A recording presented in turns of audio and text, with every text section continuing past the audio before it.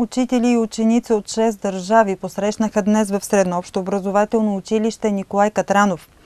Визитата е по повод поредната работна среща по проекта "Здрави и активни тийнейджери – бъдещето на Европа", по който Свищовското училище е партньор.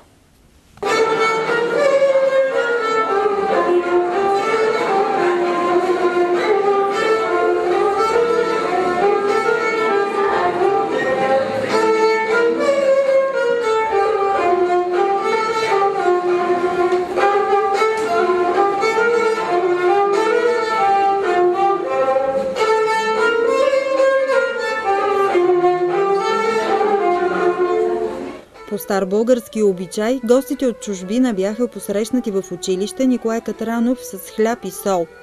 Припомням, че проекта "Здрави и активни тийнейджери – бъдещето на Европа" е 11-ти проект в рамките на 5 години, за който училище Николай Катранов печели финансиране по програма "Учене през целия живот", секторна програма "Коменски".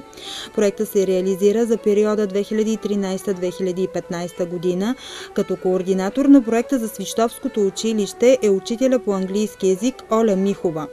Първата работна среща по проекта се проведе в края на месец септември в Анталия. Втората работна среща по проекта се проведе от 8 до 13 декември в Латвия. Домакин на третата работна среща е училище Николай Катранов, което днес посрещна 16 учители и 22 ученици от Латвия, Полша, Турция, Португалия, Румъния и Испания.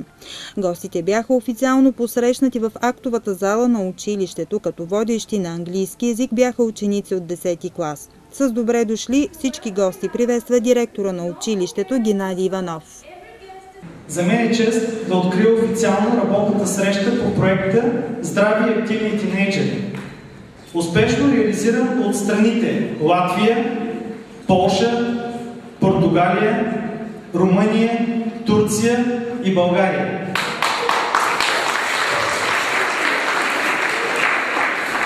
Скъпи учители и ученици, добре дошли в град Свищов, град на античното минало, град на 100-те първи неща в българската култура, град на богато възрожденско наследство и европейски дух, град на първото българско читалище, на първото търговско училище, град на световно известният писател Алеко Константинов, авторът на книгата "Байкани".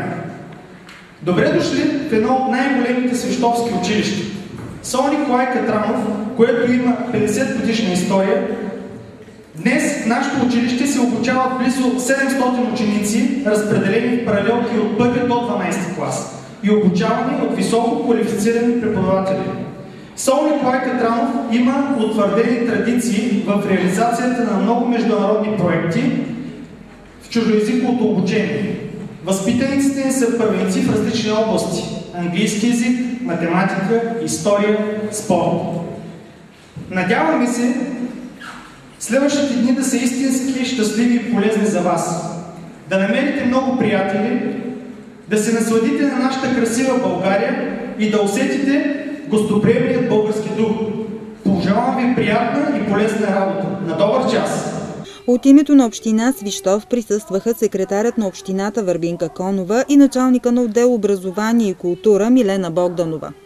Тук съм, за да ви поздравя от името на кмета на общината, господин Станислав Благов, от името на госпожа Конова, която е генерален секретар на община Свищов, да ви поздравя и да ви кажа добре дошли в нашия град Свищов и в България.